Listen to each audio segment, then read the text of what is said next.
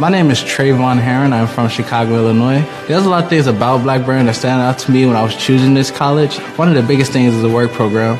I'm really a person that's with like hands-on activities, and being up in a work program, actually getting job experience I could put up on a resume, really like boost your efforts to actually getting a job after you leave. You know, you always go your whole life thinking about what do you want to do, what you think your future holds, and well, I finally found that when I came to Blackburn. Whether you're an athlete or a fan with 17 intercollegiate sports, it's not hard to find your Panther pride at Greenville University. Greenville University offers a variety of undergraduate, graduate, and online programs. Here we appreciate the variety of experience you bring to the classroom. Together, we'll help you gain the experience you need for whatever is next. Learn more at greenville.edu. Greenville University. Quality education, unmatched experience since 1892.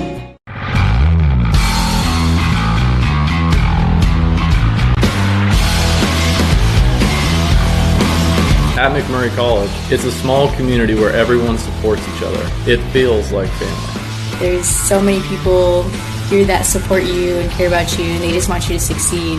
Mac really is my home away from home. We are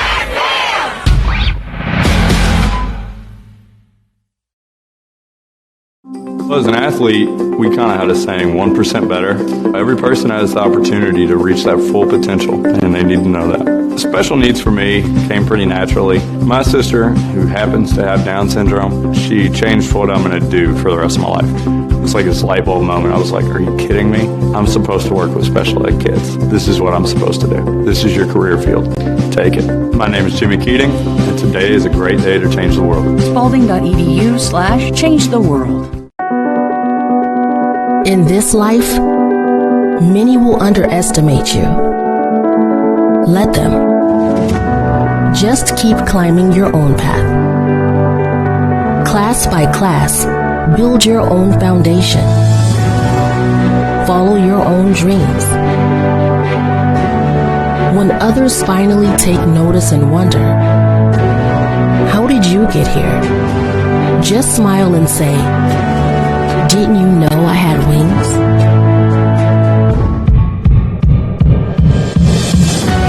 Fontbonne University.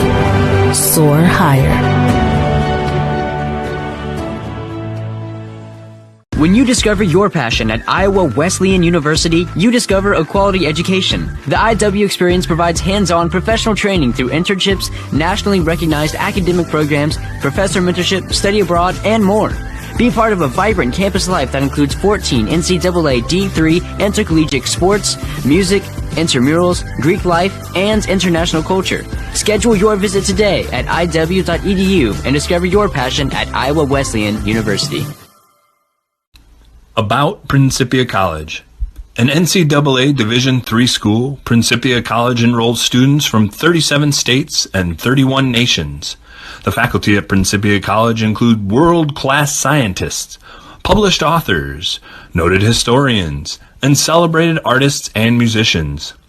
Active, experiential learning opportunities abound across the curriculum and in co-curricular activities. The only college in the world where faculty and students are Christian Scientists, Principia provides an outstanding liberal arts academic program in a unique learning environment that supports students' spiritual growth. Webster University is nestled in the historic St. Louis suburb of Webster Groves. Experience an ideal student-centered environment with small classes and personalized learning. State-of-the-art academic facilities, including new science and business buildings, a modern library, and more, combine to create a picturesque learning environment. The St. Louis metro area affords our students numerous internship and employment opportunities. Visit us at webster.edu. Eureka College is a liberal arts and science institution, which also provides professional programs with a liberal arts emphasis. The college exists to cultivate excellence in learning, service, and leadership through the mutual development of intellect and character to enable graduates to lead meaningful lives and have successful careers.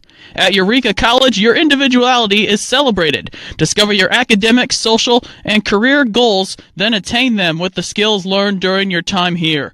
Our personalized atmosphere expert faculty, and professional staff help define your uniquely Eureka experience. You've come into this world with a purpose, to not simply be, but to become the embodiment of everything extraordinary that lives inside of you. Your quest to fulfill your purpose can begin today at Westminster College. The faculty, staff, and alumni of Westminster are unified toward one goal: to provide the intensive focus and clarity you need to take ownership of your future. This unequaled learning experience will harness the power in your purpose and embolden you to unleash it as you go out into the world. Westminster College in Fulton, Missouri, the power. Good evening, everybody. Welcome back. It's round 2 of semifinal action in the SLIAC Conference Tournament 2020. My name is Tom Eichwald. Alongside me is Colin Surrey. We have Tim Miller producing, and James O'Sullivan will be bringing you the pictures. We look forward to this one. Hopefully it's as entertaining as the first one was. Colin, take us through what we just saw in that last game. We saw a scoring barrage from both squads, as it was a big-time win for Greenville as they came away in that contest. 164 to 148, 164 points, the most ever in the SLIAC Conference Tournament history. So a big-time accomplishment from Greenville and the Panthers, as it was Austin Contreras hitting 11 three-point shots, 41 points in the game to lead the Panthers. And for Fontbonne, they were led by Anthony Jones, 45 points and 9 rebounds in a losing effort, but just a great game on both sides. So it's the Panthers of Greenville who await the winner of this game, but who will they meet? Let's talk a little bit about these two teams. We have Webster and Blackburn going at it here in front of us. Webster, conference champions, coming in off 10 in a row. They got to be feeling good coming into this one. They've been dominant coming into this one, and they were dominant against Blackburn and the Beavers in the regular season. 80 to 61, they knocked off Blackburn on the road, and then won a contest right here, 77 to 58 earlier in the year. You have to go all the way back to a loss at Eureka, 79-85 for the last loss for Webster. And in that last game against Blackburn, they were led by who else other than Josh Johnson, the player of the year in the SLIAC. He had 18 points and 6 rebounds. Leading the way for Blackburn, it was Carson Hayes. He had 16 points and 3 rebounds. Carson Hayes comes in 20 points per game. Always a good game between these two. They have a lot of them that tend to come down to the end. Now, Webster did lose to Greenville in their first game, their first meeting of the season. To Blackburn in their first game of the season, but that was without Josh Johnson. They then won the second. And Blackburn comes in, though, having beaten a Division II team in Drury early in the season. So both of these teams come in with great pedigrees, and it will be interesting to see what happens here. Talking a little bit about some of those players you mentioned. You mentioned Enrique Tankins. He comes in with 1,000 points this year. Also coming in with 1,000 points, Josh Johnson. So Webster's got 2 players over 1,000 points in this senior season for both of them. But just going down the list, so many award winners here. If you look at the conference awards that we just had before this game, you obviously have your overall player of the year, Josh Johnson. You have Enrique Tankins, your defensive player of the year. But then your first team all-conference, Johnson and Tankins. You also have Carson Hayes. Second team all-conference, nobody in this game, which is a rarity. Blackburn, Nigel Farrell, third team all-conference. All-defensive team, you have Jordan Clay and Webster, Nigel Farrell of Blackburn. And you're all sportsmanship winners while we're at it. David Lopez of Blackburn and Elijah Macias of Webster. So award winners on these teams. And on the line is a chance to play Greenville Saturday afternoon at 1 p.m. And the winner of that game advances to the Division III National Championship Tournament. It will be a tight one, I'm sure, as they tend to be between these two. Any keys to look for in the game tonight, Colin? Well, I would definitely say, what can Webster do to protect the rim? They have a monster in Enrique Tankins down low. He is second all-time in blocks at Webster University. He led the team with 41 this season and 44 steals as well, led the way for Webster University. This team is very defensive-minded, but don't let that fool you. They've got plenty of players that can fill it up on the scoring side of things as well. 4 players in double digits in Josh Johnson, Rodson Etienne, Enrique Tankins, and Wynn Brown Jr. And on the other side for Blackburn, the Beavers got plenty of scorers on their own. Is it a matter of getting their shooters, especially Carson Hayes, going early? Carson Hayes definitely will want to get into a rhythm, and I almost think it's a situation of a little bit of the opposite. Get all of those other guys involved, and then you know when you need a big bucket down the stretch, Carson Hayes is going to be your guy to get that bucket. So it'll be interesting to see how this one pans out, and we will see the national anthem right here, and then we will get you your starting lineups. Well, they're going straight into the starting lineup since we had the national anthem before the first game. It's Carson Hayes is the guard for Blackburn, number 2, 6'1" senior from Little Rock, Arkansas. From Webster University, we've talked about him, number 1, Enrique Tankins, 6'3", senior forward from Wentzville, Missouri, Timberland High School, for those of you out in the area. Over on Blackburn's side, at guard, junior from Lincoln, Illinois, number 4, Bryson Kirby. Great program at Lincoln High School where he hails from. Number 2 for Webster, guard Josh Johnson, Clayton High School. Not far from here, 6' senior. For Blackburn, sophomore guard Chance Aldridge. He was named the 6th man of the year in the conference. And with an award himself, freshman from Memphis, Tennessee, Win Brown Jr., he won the Newcomer of the Year award.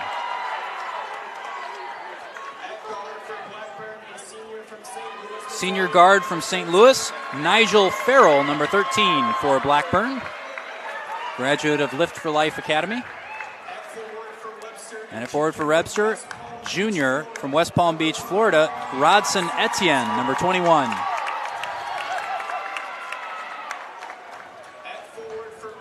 And rounding out the starting 5 for Blackbird, sophomore forward from San Diego, California, Christian Wagner, number 14. And the last guy in the lineup for Webster University, senior guard from Vashon High School, number 23, Jordan Clay.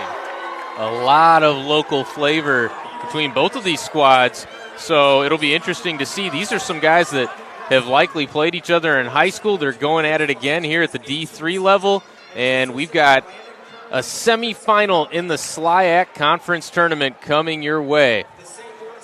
The Webster University Gorlocks are coached by Chris Bunch, and assistant coaches are Landon Kurtz and Chris O'Connell. The Beavers of Blackburn College, head coach is Austin Kirby, and the assistant coach is Reed Rustin. Chris Bunch won Coach of the Year in our award ceremonies just previous to this. And how about Chris Bunch's record in SLIAC play? 201-77. He has owned this conference since becoming a part of it. He's in his 18th season, and he does not look to slow down as this team coming off of back-to-back regular season SLIAC championship honors. They're looking to do it in the conference tournament this year as Eureka came away with the conference tourney win last year. And Webster trying to come away with it this year. They're looking first to knock off Blackburn and get a spot in that finals game against Greenville. That'll take place this Saturday at 1 p.m. You can hear this crowd roaring as they reach midcourt. It's Rodson Etienne going up against Christian Wagner to tip this one off as we start. Won by Wagner and Blackburn. The Beavers get the first possession over to the far side. Aldridge gives it right back up top for Nigel Farrell. It's back from him on the left wing. He got the 6th man of the year in the starting 5. That's an active protest. I don't know. Pulling out all the stops here. Yes, exactly. In postseason play. Coming off of a screen, this is Hayes. He's right to the rim, blocked from behind. It'll stay Blackburn basketball. But how about Jordan Clay rising to reject that one? It's got to be fun to be able to do. It certainly does have to be fun. And a three-pointer coming. No good, a little too strong, but the offensive rebound.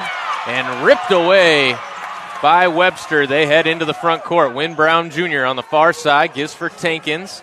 Now Josh Johnson, the player of the year in the SLIAC. Reverse it back to Win Brown. He'll drive baseline, cut off, gives it back out. Now driving in and having it stripped was Jordan Clay. Now poked away from behind. Hayes right into the hands on the far side of Aldridge. Now a three coming in good from Christian Wagner. Great shot, good look. They were patient, wanted to get the shot they wanted, and then they found it. So the first score of the ball game, it's a 3 for Blackburn.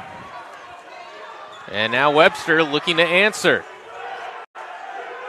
This is Clay as they swing it into the near side. This is Josh Johnson with it. He drives baseline with a left hand, kicks opposite side. Win Brown got it. Nothing but net, and that one barely even touched it. That was beautiful. I'd say exactly mirror image there. You just pass it around, you open up a little bit of a gap for one of your shooters, let fly. So well-executed offense early on from both of these squads. Here's Hayes into the lane. He kicks it out into the corner. Farrell gives it up. Three-pointer from Aldridge. Hit the dead spot on the backboard, and Tankins there for the rebound. Here's Brown driving in. He's cut off, but he's fouled on his way by Nigel Farrell. Seeing some early composure from both of these teams, not really forcing anything. You like the shot he took there. That's fine. It's a little long, but so far they have been content to work the ball around, find, as I said, the shots they're looking for as opposed to just trying to throw something up there. Great save by Tankins. That feed went a little long, and then he shuffled his feet before he could go up with it. Well, we've had threes and we've had an early foul. Are we off to repeat a minus the foul and three-filled game we saw just a few moments ago? Minus the pace, yes. Maybe, but certainly the style of play much similar. To begin this one, get a post feed down low. Going up with it is Farrell. He's got it. It's going to be some interesting physical battles. You got Farrell, you have Enrique Tankins, two defensive stalwarts. You're going to have a lot of physicality under the rim. The big guy, Etienne, taking it right to the rim, and he's fouled on his way in. That one going to be called on Bryson Kirby, his first personal. Etienne, a 54% free throw shooter. He knocks down the first, shooting a better percentage from the floor than he is from the free throw line. 62% from the field for Rodson Etienne on the year. Second is short. I wonder how often you see that. Higher percentage from the field than the free throw line? Not that often, but sometimes with the big guys that like to hang around the rim, that true. Will be the case, as that one nearly stolen away by Jordan Clay. They swing it around. Nigel Farrell on the far side. Jab step, drives left. Now we'll kick it out. Three-pointer coming. Wagner's got it. Another nice look. Silky shot. Nice run offense from Blackburn, and they get off to the quick start that we talked about them needing, and it really hasn't been a whole lot of Carson Hayes yet. It's been a lot of the other players as Etienne, a beautiful reverse lay-in with a right hand. Yeah, a couple teams swapping buckets, but how about Wagner? He's your big guy. He hangs out there underneath, but then when he kicks it out, he's hit 2 threes so far. So nice to get that outside scoring. Hayes drives in strong and knocks it down as he sent Wynn to the floor. A little bit of early momentum gathering for Blackburn. You'd like to see Webster slow it down, maybe take a couple quality shots like that from Josh Johnson. No good, though. Johnson, the pull-up, will not go. Rebound for Carson Hayes. Now Blackburn looking to push. He drives in, spins. Now pulls up and kicks it out for Farrell into the corner. Right back to Farrell. Now the handoff, drive in from Aldridge. He is bumped on his way. Foul will be on the floor. So it'll be a baseline inbound on this near side upcoming for Blackburn.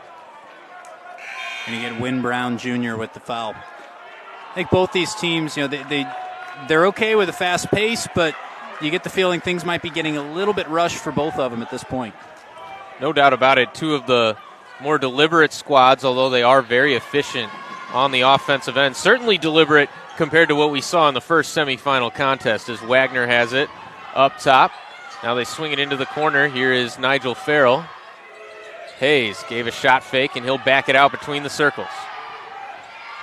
Crosses and lost the handle trying to drive in. Tankins has got it. He gives for Brown ahead. Right-handed layup, no good, but the follow is there from Jordan Clay.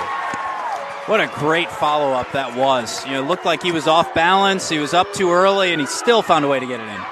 Nicely done by Webster in transition, trailing to the bucket. Three coming from Aldridge. It's no good. Long rebound, tipped out. Aldridge has got it. And now Webster has numbers. They kick it into the corner. Far side three. No good from Farrell, but the rebound attempt nearly put back with a single left hand by Wagner. Instead, it's Webster back the other way. Here we go. Opportunity to free up your shooter. There it is. And Josh Johnson, the player of the year in the SLIAC, gets his first bucket of the ball game with a three-pointer, came in averaging 18.3 points per game, the all-time free throw percentage leader here at Webster. Backing in is Aldridge. That one way too strong off the window. Here's Johnson taking it the other way in transition. Right to the hole, drew contact, no call. Etienne lost the handle, kicks it out. Brown, shot fake, drives in. Now Tankins thought about a three and travel. The trend of traveling continues from the previous game. And you see that a lot from that triple threat stance. You go with the jab step to the right side, and you have that left foot, pivot foot. You bring it back to the left side, and the tendency is to pick that left foot up before you drive left, and that's exactly what happened there. It's a 1-point lead for Webster at our first stoppage in play, 11-10, 14:48 to go here in the first half. Yeah, good and even, two teams keeping pace with each other. I will be interested to see, does the pace slow down a little bit after this timeout? Both coaches maybe going to say, hey, we're rushing, trying to force something a little bit too much. Maybe, get set, run a couple plays that we worked on in practice, see what happens. And neither team afraid to get into the scoring column. Both come in averaging over 81 points a game. So from that standpoint, certainly not too far off of their pace from the regular season, but really it's the points against for Webster that have been so good. Their defensive presence only averaging 75.8 against for them, and Blackburn coming in averaging 83 against on their side of things. So Webster and the Gorlocks come in with that lockdown defense, and you can bet that Chris Bunch is trying to preach that to really start to limit some of these better looks that we've seen from Blackburn early on.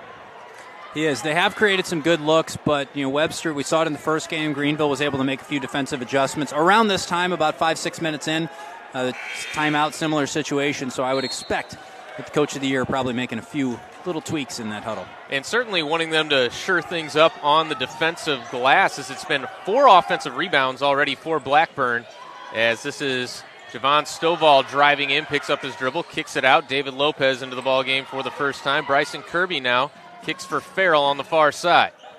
Farrell thought about using the screen. Now he does from Tim Marston. Nearly turned it over, and now Etienne just goes right into the chest of Bryson Kirby. That'll get called a foul. Yeah, contact looked like there's no complaint there from Etienne. It looked like that was Bryson Kirby. He was kind of turning at a bad moment as Etienne was closing him down. So more just two players colliding, but they appear to be okay.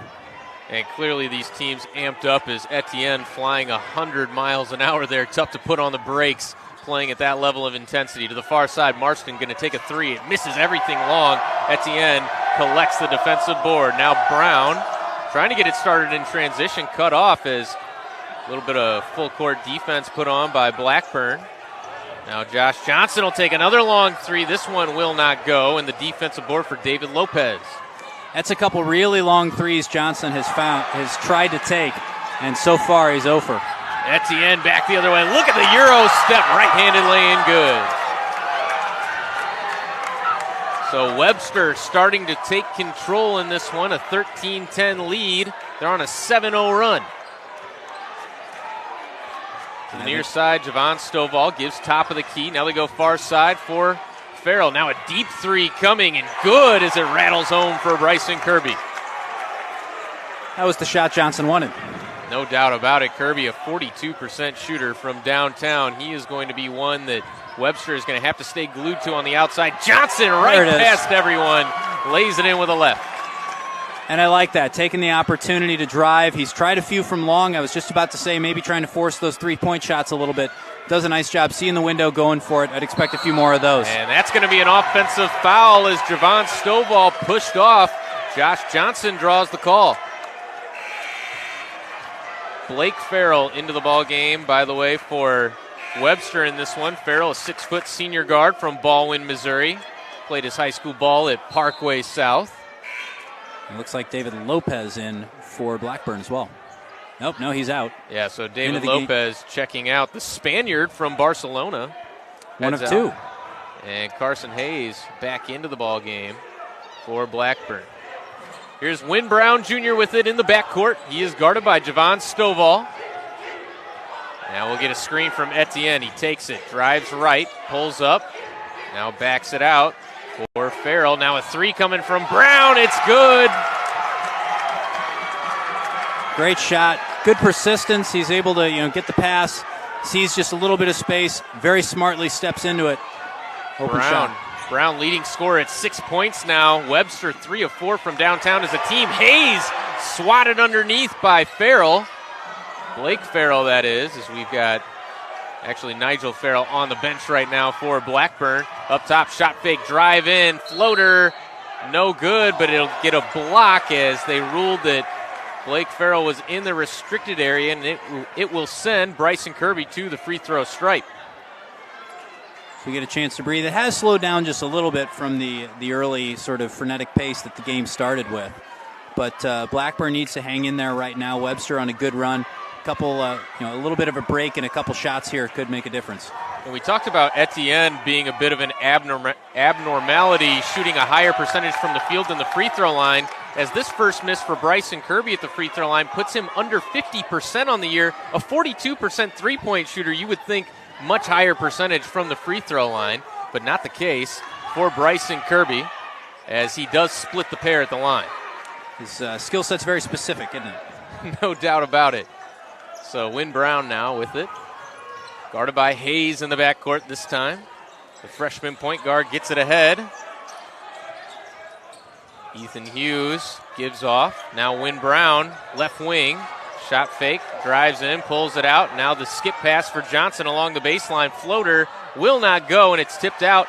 Rebound controlled by Javon Stovall of Blackburn, and that's a tough shot, that baseline floater. It is. With the long threes and that one, you have a feeling Johnson just needs to be a little patient. Driving in and kicking out. Another three coming from Wagner. It's good. He's 3 of 3 from downtown. And just like that, they've let Blackburn back in, now down only 1. Josh Johnson into the front court. Etienne crosses into the lane, off the window, no good. Battle for the rebound. It's won by Stovall, and the Beavers back the other way. Aldridge pulls up and thought it was a travel, did this crowd, and what a finish. Javon Stovall off the glass. That one's not popular on our side of the stands. Not at all, but Javon Stovall showing off the athleticism. He just flipped that one up there from about waist level and got it to go. 3 coming from the corner. It's good from Brown. They like that one, though.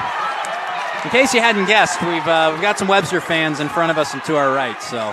Electric atmosphere in this building right now as Webster leads it by 2, 21-19. It's been a fun first half so far. Carson Hayes guarded by the player of the year, Josh Johnson. Now it'll be Aldridge as Chan's won 6th player of the year, and now thrown away by Christian Wagner trying to save it. Could not do so along the baseline. Yeah, good effort, though. It is a conference championship. You know, if you get a bucket here, you're tied. You like the hustle, but just a little too much on it. Aaron Hopp into the ball game for the first time. Another Lincoln, Illinois native,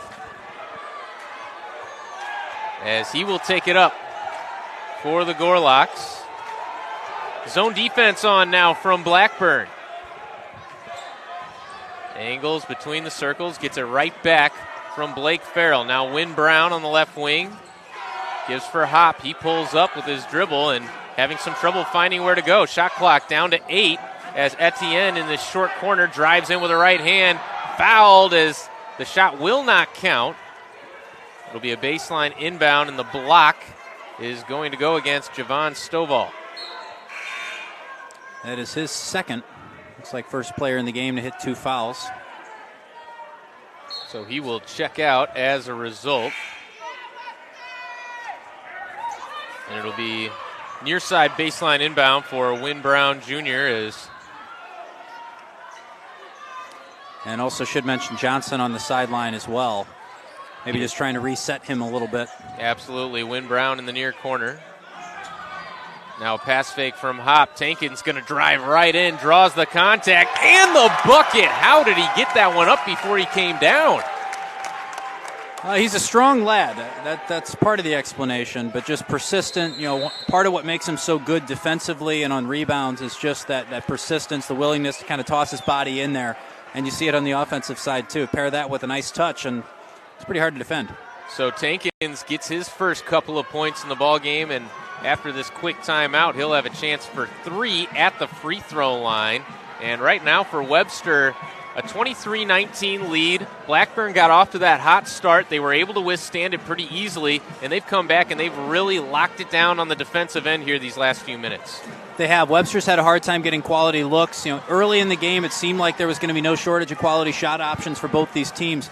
And we wondered if Webster was going to make some defensive adjustments, but it was Blackburn who did a probably better job of making some defensive adjustments. And they've got, I don't want to read into intentions, but it seems like they got Johnson on the bench trying to force it early. So you like what Blackburn is doing defensively. If you are Webster, you need to stick with it. Get the ball back in the hands of Tankins. Let him drive. Right now you might as well just drive as often as you can. See if you can get a few guys in foul trouble. Blackburn tends to be a very aggressive team defensively, so you can try to harness some of that here in the next few minutes and just see what happens. You mentioned Josh Johnson, the only player on the Gorlocks under 50% from the field right now. The Gorlocks at 60% as a team, and the three-point efficiency continues in this one. 4 of 5 from downtown for Webster, 4 of 9 for Blackburn so far in the game. So Blackburn a little bit more volume, but Webster has been incredibly efficient from downtown early in this ball game as Tankins heads to the line for a chance for 3. And he'll be at the line a while. Gives us a chance to tell you that it's a full weekend of basketball here on College Cast. Just a few minutes ago, we witnessed the end of a Greenville 164, Fontbonne 148 semifinal. So Greenville awaits the winner of this game on Saturday at 1 o'clock. On the women's side of things, there are 2 semifinal games going on tomorrow. Tomorrow evening, those will be broadcast on College Cast, and then the winners of those will square off in the women's championship game here on College Cast and here at Webster on Saturday evening at 7. Gorlocks going zone as well, but Wagner able to sneak in behind. A great back cut and a good find from the Beavers to be able to get that bucket. They come to the near side, give it up top from the elbow. Tankins is going to take that mid-ranger. It goes begging, and the rebound comes out for Christian Wagner. Good pull in by Wagner. Put himself in a good position. Blackburn with it. Carson Hayes in the corner. Gives it up top for Chance Aldridge. They swing it around. Nigel Farrell around a screen from Wagner. He'll pull up along the baseline. Way too strong. Etienne comes up with the defensive board. Here's Josh Johnson back into the ball game. Coming off a screen from Tankins. He'll pull up. Give it for Tankins. Now they go to Hop in the corner. Here's Johnson curling off a screen. Off ball from Tankins. Gets it back to him. Thought about a drive in, pulls up, 12 on the shot clock, driving into the lane. Right-hander is short and gets his own, and then finds Hop, who lays it in with a right hand. Nice job by Hop going up and over the much taller Wagner. Just a nice finish.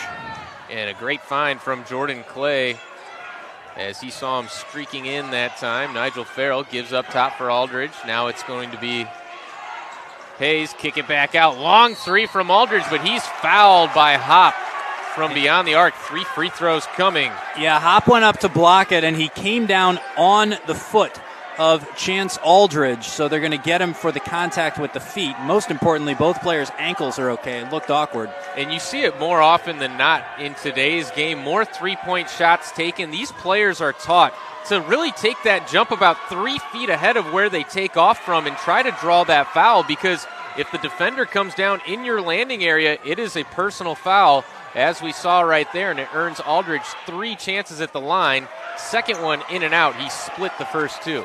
And Aldridge, on the longer shots you see it, but Aldridge especially pronounced. Those feet really swing forward kind of to the front. So it's very easy to land on him if you're not careful. 2 of 3 from the line for Chance Aldridge. I am Colin Surrey alongside Tom Eichwald. And we've got Tim Miller, the boss man, in the house helping us out in production. James O'Sullivan doing a great job on camera. Here's Jordan Clay up top. Slipping the screen was Etienne. Now in the corner, Tankins is going to lob it up top for him. Strong with the basketball. Gets the reverse to go. Good finish by Etienne. Strong's the key word, as you said. As it was good help side from the weak side that time for Blackburn, but they were unable to defend that. Again, the zone defense right into the middle of it. That one will not go for Bryson Kirby. Defensive rebound for the Gorlocks, and they're out and running. Here's Tankins. Good find down low for Clay. He got trapped underneath the bucket. It goes out of bounds off of him as Wagner tried to save it. Guess that ball must have bounced over the end line first. I don't believe Coach Bunch agrees with that one. No, but tough for us to get a good view from the far side of the court here. So also, can we just go back to the rebound by Clay up there? His hands were almost level with the top of the backboard. Some serious athleticism on display, and Jordan Clay at 6'2", so that gives you an idea of the hops. That vertical got to be 35 inches plus, you would imagine. Wagner, elbow J is good. I'll file that in the category of things that would be fun. Christian Wagner up to 13 points. That's a game high in this one. He has been on fire early on. Clay drives in, kicks into the corner. Wynn Brown, a three coming. That one's short. Tankins tips it out for Jordan Clay, and now he's going to try to pay it off for Blake Farrell. Way too strong. Rebound down for David Lopez of Blackburn. Now the Beavers out and running. Lopez thought about a three, slices into the lane, can't get it to go from about 14, and the defensive board for Enrique Tankins. Tankins up to 4 rebounds now. Great cut inside by Lopez, though. Look forward to seeing that a few more times tonight. Sure was. Josh Johnson nearly broke his ankles with a couple of crosses there. Now we'll look to do it again. Goes with a right-hand drive. Into contact, way too strong off the window. Battling for the board, Carson Hayes and Blake Farrell, and the foul is going to go on Blake Farrell. It's another example, trying to drive and draw some contact. You see it, again, prioritizing the contact over the finish almost, but they're not calling it. So at some point. Really a complete opposite of what we saw in the last game.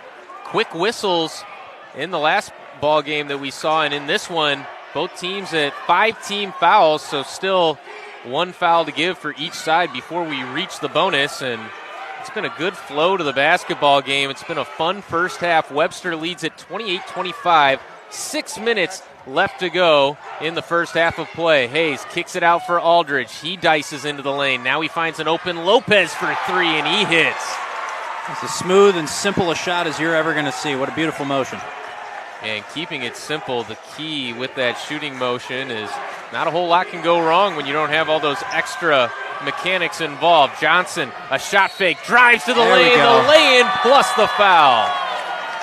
That's the Josh Johnson that we're more used to seeing. We've got some fans right in front of us flexing their muscle, but I think Josh Johnson would out-muscle just about everyone in this building after what we just saw right there. Maybe Enrique Tankins, the only guy be willing to take him on going to the rim. Yeah, now that would be a great halftime show. Just get a little wrestling match involved here as Johnson pays it off. Toss on the ball off the play. rim and tell him to go get it. Let's see it, fellas, as Webster regains a 3-point lead. Nigel Farrell into the front court. Now Hayes pulling up from the elbow, gets it to go. And right now, it's been effective mid-range shooting from Blackburn, getting into the middle of that zone. Blake Farrell put his man on skates momentarily. Clay finds Wynn Brown Jr. up top. He drives in, trying to go with the right hand on the left side. He's blocked, steals it right back. He'll head to the rack, finds Clay, puts it up, but he's fouled from behind by Chance Aldridge.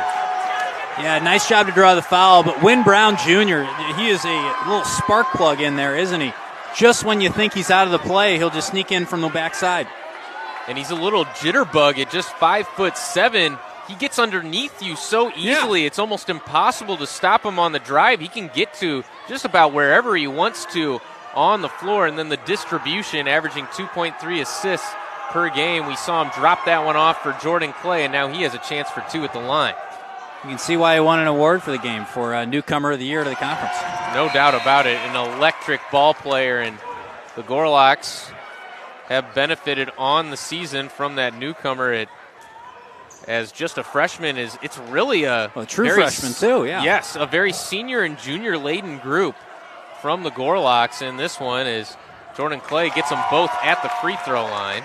The Vashon product showing out here in local territory as Blake Farrell takes it up for Webster. Into the corner for Wagner. He'll pull up and take a mid-ranger. That one will not go. Clay, the defensive board.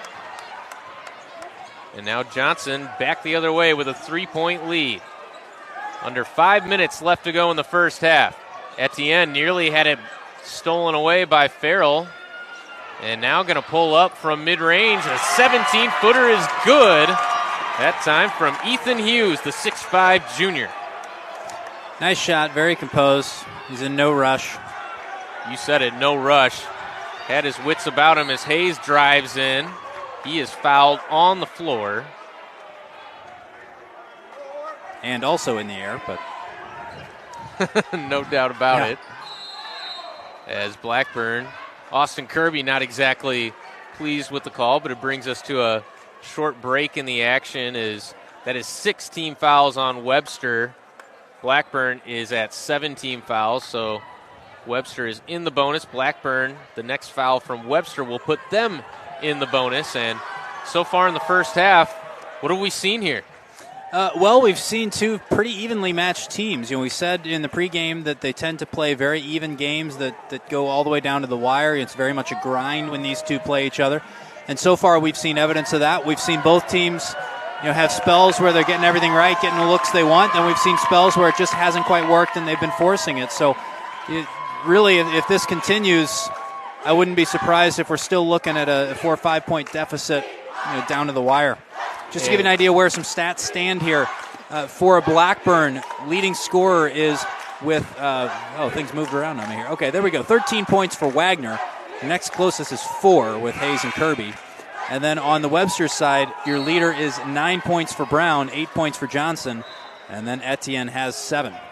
And so how about Christian Wagner leading the way with 13 early points? He averaged 7.8 points per game in the regular season, so he has been a huge lift for Blackburn in this first half, and they'll likely look to get Carson Hayes involved 20 a game coming into this one. And an area where Blackburn has struggled throughout the season is in the rebounding department. They averaged only 32 rebounds a game in the regular season to 40 for Webster, and they are winning the rebounding battle right now, 15-13. 3, no good, but the long rebound tapped out and controlled by Wagner. Now Hayes will pull up from the free throw line, gets the roll, and that's some shooter's touch right there. It really is. I was just about to say, you were talking about Wagner. We saw with Contreras in the first game for Greenville.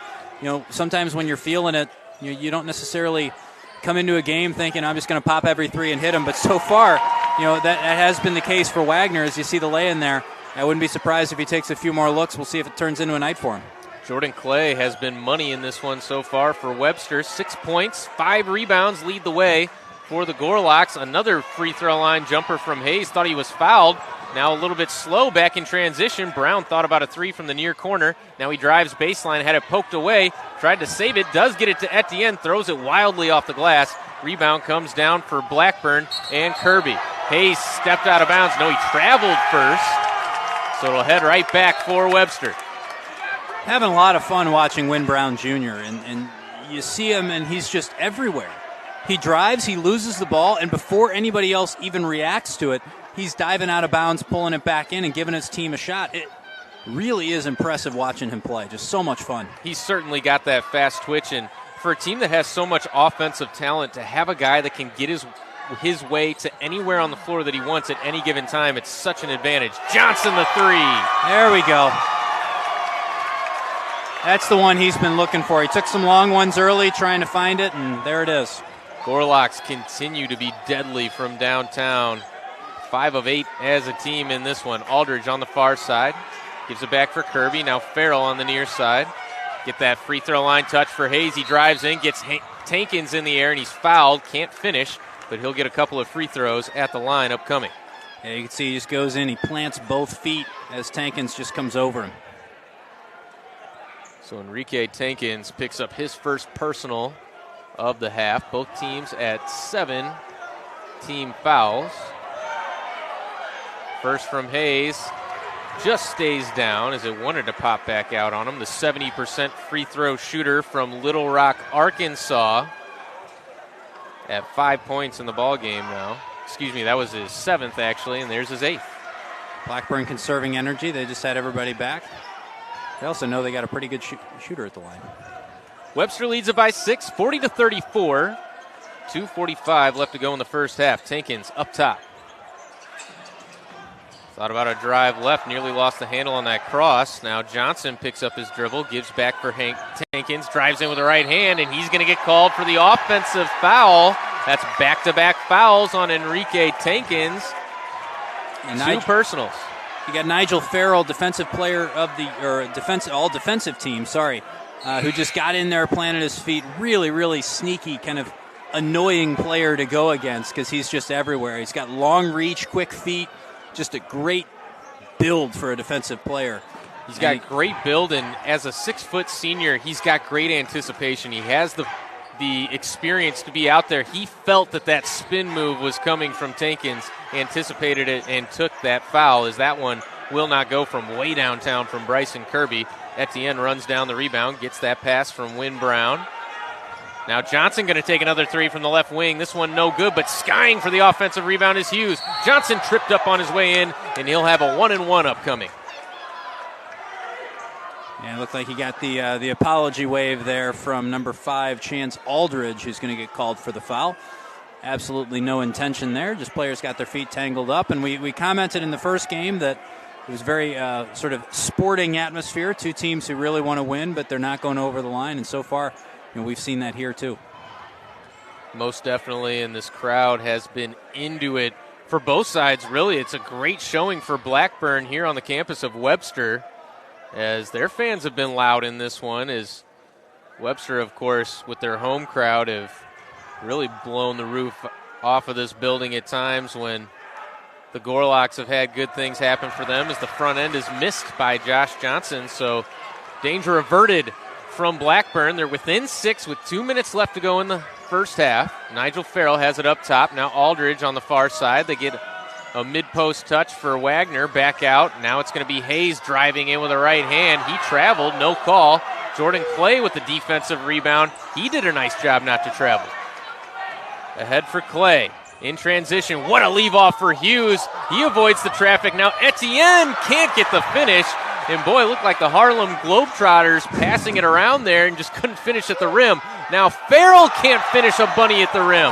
Back and forth, missed wide open layups. Now Brown into the lane, kicks out for Clay. He'll drive in with the left hand. Went for the dunk and lost the handle, got the foul, and it goes in. This home crowd is loving the physicality from Etienne. He's been impressive. Clay's been impressive. Just so many impressive sort of athletes on this Webster team. As it was, Clay, not Etienne, who went in for it. But, the physicality is there, the intensity is there, and that has seen them open up the largest lead of the night at 8 points.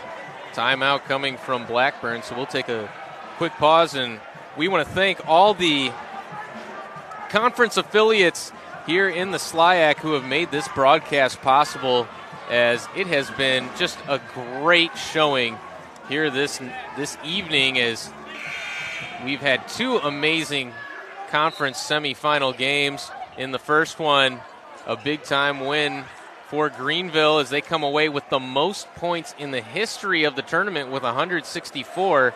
And right now, this one is shaping up to be a good one, as the Gorlocks have pulled away a little bit here at the end of the half, and it'll be a chance to make it the largest lead at 9, as right now it's the largest lead at 8. Jordan Clay at the free throw line. Jordan Clay also looks like the only one wearing patterned socks. You got to like it. Got some colorful shoes to go along with those patterned socks. Yeah, now the colorful shoe award, Wynn Brown Jr.'s got a strong pair of contenders on his feet. He sure does. Might have to give it to Lopez, though, for Blackburn, those bright green ones. I believe Brown and Clay actually have the same shoes as that one rattles in and out on Hayes. Rebound down for Etienne. Here comes Brown the other way. He threatens to drive right in. Floater will not go. That's Clay on the offensive glass. Just batted it out of bounds on this near side. It'll go back for Blackburn. Right in the middle of it all is Nigel Farrell. Again, puts himself in great positions defensively. Knows just get his body in there, make it difficult for Clay. He plays hard. He's just one of those lunch pail type of guys that he is so active on the defensive and offensive end. Really a great decision maker on both ends of the floor. Wagner steps into a 3. That one won't go. And the long rebound run down by Josh Johnson. Now numbers for Webster. 4-on-2. Johnson takes it himself and lays it in with a right. Double-digit lead now for Webster in the closing minute of the half. Nigel Farrell brings it up for Blackburn, and they have been on a drought here. They are scoreless over the last 2 minutes of this first half, needing to get something going offensively. They get it to the high post for Hayes. He's fouled, so he will head to the free throw line. 1-and-1 chance, as that's 19 fouls now on the Gorlocks as Ethan Hughes picks up his second personal. And you'd like to make these get back to single digits. I mean, is there much of a difference between 9 and 11-point lead? Well, it's 2, but the just psychologically, the single digit versus double digit lead. It would be nice to pick up a few here. Not necessarily must makes with the game on the line, but you want to go into half, say, okay, we're only down by, and you want that to be a one-digit number. Timeout from Webster, no doubt about it. Not a huge difference in terms of what the overall feel of the game is, but if you can get these 2 points, get a stop, go into the locker room, you've got some belief, your team is feeling pretty good about themselves, that, look, we ended the half on a good note. If we can just continue to consistently bring that effort into the second half, and with the start that they had in this first half, early on, they kind of jumped on Webster real quickly in this one. If they can get another burst like that to begin the second half, they'll be in good position to strike from there. 20.1 seconds remaining as Hayes steps to the line here. Carson Hayes, 2 of 2 from the free throw line already in this first half, gets the front end, earns himself a second free throw and a chance to get into double digits as he's at 9 points now in the first half. Christian Wagner still leads the way, tied for a game-high 13 with Josh Johnson. And both of them are good from Carson Hayes at the line. As you say, brings Blackburn back within 9. And now Webster likely going to be content to hold for the final shot of this first half. Wynn Brown Jr. off a screen from Etienne. 8 seconds left to go in the half. Etienne finds Josh Johnson. He comes off a screen from Etienne, drives into the lane, lost the handle. It's out of bounds. It will go over to Blackburn. 1 second left. I guess Farrell didn't get a touch on it. I guess not. Looked I thought like that one was stripped away. Maybe it was a situation where it was poked and he lost the handle and then tried to corral it. As that one's stolen at half court, Johnson cannot get that shot off as it missed everything and hit the backboard. That is how we come to a close in this first half. It's a Webster 45-36 lead over Blackburn College. And we will have some stats when we come back here on collegecast.com. My name is Trayvon Heron. I'm from Chicago, Illinois. There's a lot of things about Blackburn that stand out to me when I was choosing this college. One of the biggest things is the work program. I'm really a person that's with hands-on activities, and being up in a work program, actually getting job experience I could put up on a resume, really boost your efforts to actually getting a job after you leave. You always go your whole life thinking about what do you want to do, what you think your future holds, and I finally found that when I came to Blackburn. In this life, many will underestimate you. Let them. Just keep climbing your own path. Class by class, build your own foundation. Follow your own dreams. When others finally take notice and wonder, how did you get here? Just smile and say, didn't you know I had wings?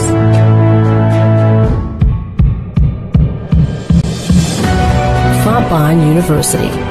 Soar higher.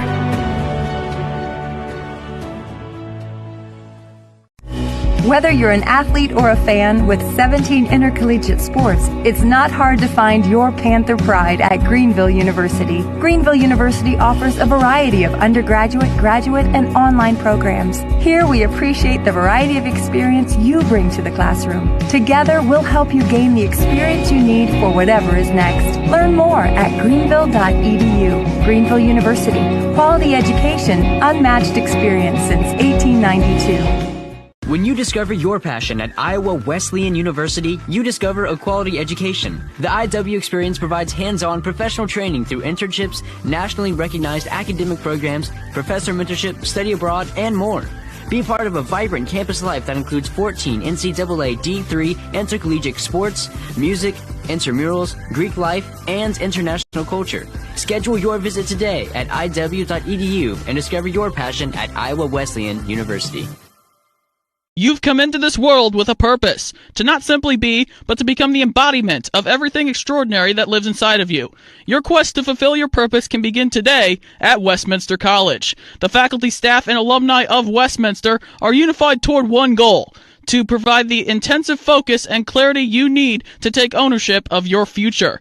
This unequaled learning experience will harness the power in your purpose and embolden you to unleash it as you go out into the world. Westminster College in Fulton, Missouri, the power. Welcome back. We are at halftime of the second semifinal in the 2020 SLIAC Men's Championship Basketball Tournament, as the Webster Gorlocks, the number 1 seed and host, lead the Blackburn College Beavers 45-36. My name's Tom Eichwald, and joining me in the booth is SLIAC Commissioner Dick Kaiser. Dick, great to have you. Thanks. I appreciate the opportunity to be on the air with you. It's been a lot of fun. We've had some great basketball tonight. Any thoughts on the first game, what we saw? Didn't know if it would ever get over. We had, 302 points scored. I thought you were giving the number of fouls there for a second. Well, I was getting close. Okay, yeah. And then like 80-some fouls. It was a long game, but that's the nature of how that game gets played when Greenville plays. So congratulations to them, and they move on to the final, and we'll play the winner of this game we're watching right now. Absolutely, and very even contest here between the number 1 seed Webster Gorlocks and the Beavers from Blackburn. Now, the Webster, of course, great host, and the hospitality here is wonderful, as it is at all your SLIAC schools, and it's always a fun tournament to be a part of, isn't it? I think so. You know, we don't have the biggest venues in the world, but we fill them up, and when you put a lot of people in a small area, it's a lot of fun, and I think that's what it's all about for these student athletes at Division III. They want to play in a packed environment, even if it's 1,000 people versus 10,000 people. To them, they'll remember this, and they'll remember the excitement that it was created. Now, when you talk a lot about conference rivalries, sometimes with the mind goes automatically to the to some of those big vicious rivalries that you have. But in the SLIAC conference, it feels like you got actually a real sort of almost friendship between these schools. There's a lot of schools that get along very well, and it's a very friendly atmosphere at these games. A lot of the coaches, particularly in basketball, have been at their various institutions for a long time. So they've been friends for a long time. They work together. They all understand in Division III that they're all recruiting some of the same students, and a student may choose School A over School B for whatever reason. But they have a great friendship. They have a great respect for each other. And they know, just like this conference was this year, at least for the top 5 or 6 teams, it was just dead heat all the way around. And the difference often was just, a bucket here or a bucket there. I know that Webster ended up winning by 4, being ahead by 4 games, but their margin of victory in their conference play was less than 5 points. So that just goes to show you how tight the games were. That's what makes it fun, isn't it? Oh, absolutely, absolutely. Every game is this one will get tight. I guarantee you it'll get tight before it's all said and done. And if it's anything like last year's tournament, where both games came down to the last 10 seconds for both teams, for both games, and we couldn't ask for anything more than that. Now, can you give us a little preview of what we can expect on the women's side of things starting tomorrow night? I think it's going to be a real horse race. You've got the top 2 teams are number 1 seed is Webster, number 2 seed is Fontbonne. They split between each other, both winning on their home floor. Then you got Spalding, who beat both of them. So there's 3 teams that kind of in the mix.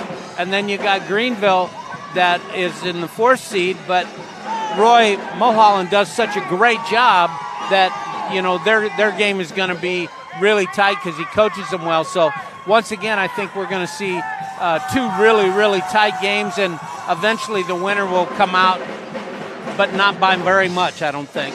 Well, and that's exactly what you want to see at this time of year, and I imagine it's a lot of fun for you as it's a lot of fun for us. Oh, absolutely. Division III basketball is a lot of fun. I don't know if you happen to notice in the first game when they had that unusual technical, and Greenville went to the line, and where else in Division III would you see two kids do rock, paper, scissors, decide who was going to shoot the free throw? You don't see that at the Division I level. You do not. That's all part of the fun here at SLIAC. And can you give us a sense of what's going on? Obviously, more than just basketball in the conference. So what's going on as the spring sort of develops? We have this coming Saturday. Obviously, we have the men's and women's basketball championships, but also all day Saturday, we have the SLIAC indoor track and field championship up at Principia. So we will have two championships rolling along at the same time, both basketball and indoor track and field. So that will be exciting. Almost every baseball and softball team has already played some games. Obviously, probably not in this area very much, but have been going down to Nashville or Memphis or someplace and getting some games in. Teams will be starting to leave for spring break here in about another week or a week and a half. And then we'll get really going, and we'll have tennis and baseball and softball and track and field and golf, men's golf, all going at the same time. So we get real busy starting mid-March on. Well, it's a lot of fun, and thank you for letting us be a part of it. That is Dick Kaiser, the commissioner of SLIAC. Any word for the SLIAC fans watching at home? Well, I hope you stay tuned in all the way because this game will get tight. Listen up tomorrow. We've got two games at the same time again tomorrow night, both the women's tournament, and then on the championship Saturday, we'll have the men at 3 o'clock and the women at 7. So I hope they tune in. Thank you very much for joining us. That is Dick Kaiser, commissioner of the SLIAC Conference. We're going to take a break here. When we come back, more basketball on collegecast.com. My name is Trayvon Heron. I'm from Chicago, Illinois. There's a lot of things about Blackburn that stand out to me when I was choosing this college. One of the biggest things is the work program. I'm really a person that's with like hands-on activities, and being up in a work program, actually getting job experience I could put up on a resume, really like boost your efforts to actually getting a job after you leave. You know, you always go your whole life thinking about what do you want to do, what you think your future holds, and well, I finally found that when I came to Blackburn. Whether you're an athlete or a fan with 17 intercollegiate sports, it's not hard to find your Panther pride at Greenville University. Greenville University offers a variety of undergraduate, graduate, and online programs. Here we appreciate the variety of experience you bring to the classroom. Together, we'll help you gain the experience you need for whatever is next. Learn more at greenville.edu. Greenville University. Quality education, unmatched experience since 1892.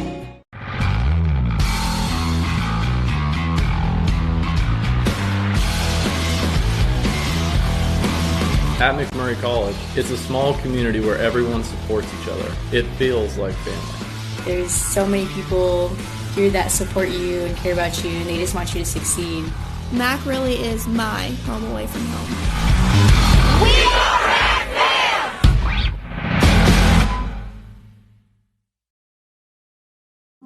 As an athlete, we kind of had a saying, 1% better. Every person has the opportunity to reach that full potential, and they need to know that. Special needs for me came pretty naturally. My sister, who happens to have Down syndrome, she changed what I'm going to do for the rest of my life. It's like this light bulb moment. I was like, are you kidding me? I'm supposed to work with special ed kids. This is what I'm supposed to do. This is your career field. Take it. My name is Jimmy Keating, and today is a great day to change the world. Spalding.edu/change the world. In this life, many will underestimate you. Let them. Just keep climbing your own path. Class by class, build your own foundation.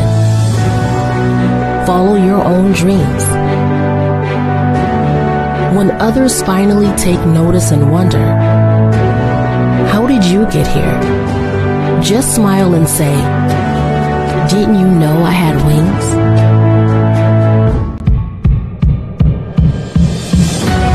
Blackburn University. Soar higher. When you discover your passion at Iowa Wesleyan University, you discover a quality education. The IW experience provides hands-on professional training through internships, nationally recognized academic programs, professor mentorship, study abroad, and more.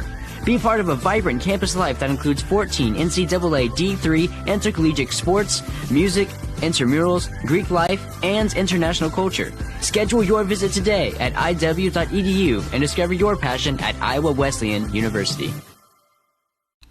About Principia College. An NCAA Division III school, Principia College enrolls students from 37 states and 31 nations. The faculty at Principia College include world-class scientists, published authors, noted historians, and celebrated artists and musicians. Active, experiential learning opportunities abound across the curriculum and in co-curricular activities. The only college in the world where faculty and students are Christian Scientists. Principia provides an outstanding liberal arts academic program in a unique learning environment that supports students' spiritual growth. Webster University is nestled in the historic St. Louis suburb of Webster Groves. Experience an ideal student-centered environment with small classes and personalized learning. State-of-the-art academic facilities, including new science and business buildings, a modern library, and more, combine to create a picturesque learning environment. The St. Louis metro area affords our students numerous internship and employment opportunities. Visit us at webster.edu. Eureka College is a liberal arts and science institution, which also provides professional programs with a liberal arts emphasis. The college exists to cultivate excellence in learning, service, and leadership through the mutual development of intellect and character to enable graduates to lead meaningful lives and have successful careers. At Eureka College, your individuality is celebrated. Discover your academic, social, and career goals, then attain them with the skills learned during your time here. Our personalized atmosphere, expert faculty, and professional staff help define your uniquely Eureka experience. You've come into this world with a purpose, to not simply be, but to become the embodiment of everything extraordinary that lives inside of you. Your quest to fulfill your purpose can begin today at Westminster College. The faculty, staff, and alumni of Westminster are unified toward one goal: to provide the intensive focus and clarity you need to take ownership of your future. This unequaled learning experience will harness the power in your purpose and embolden you to unleash it as you go out into the world.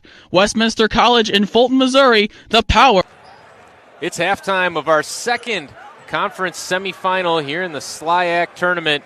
In the first game that we had earlier on, it was Greenville that came away with a win and 164 points to set a SLIAC conference tournament. So the winner of this one will await Greenville on Saturday at 1 p.m. That'll be right here on collegecast.com. And don't forget that we will have the women's semifinal games tomorrow, same time, starting at 5:30, and then we will also have another awards ceremony. So if you tuned in and you were a Webster or Blackburn fan expecting this one to start at 7, we got started considerably later than what we had as our original start time, so expect a little bit of the same as we begin tomorrow. But it's a 9-point lead for Webster here at the half. What does Blackburn need to do to get back into this one, Tom? Well, I think defensively they need to just do their thing. It said before they're very aggressive defensively, so I think disrupting the passing patterns, forcing them to force shots. When Webster is uncomfortable taking shots, they start popping from longer, and it hasn't worked out for them in the past, so you need to just kind of anticipate those passing routes and break those up. And if you are Webster, what you really need to do is just be patient and get quality looks to your best players, and that is Enrique Tankins and especially Josh Johnson.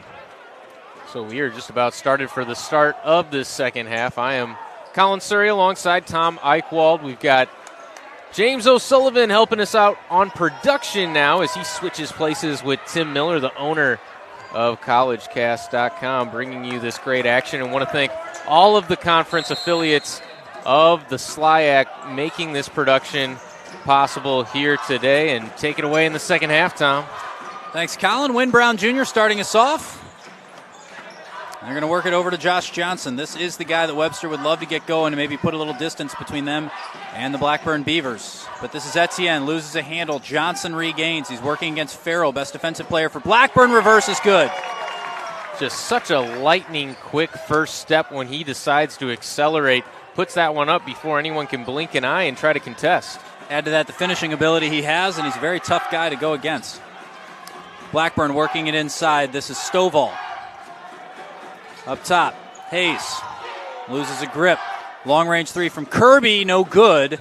Rebound pulled in by Wagner, who had a couple early threes in this one. Hayes pump fakes, then shoots good from three. The five out there on the floor right now for Webster. It's Tankins, Brown, Johnson, Clay, and Etienne. And for Blackburn, it is Stovall, Nigel Farrell, Wagner, Kirby, and missing somebody as Wagner goes up for the layup. Guy I'm missing is...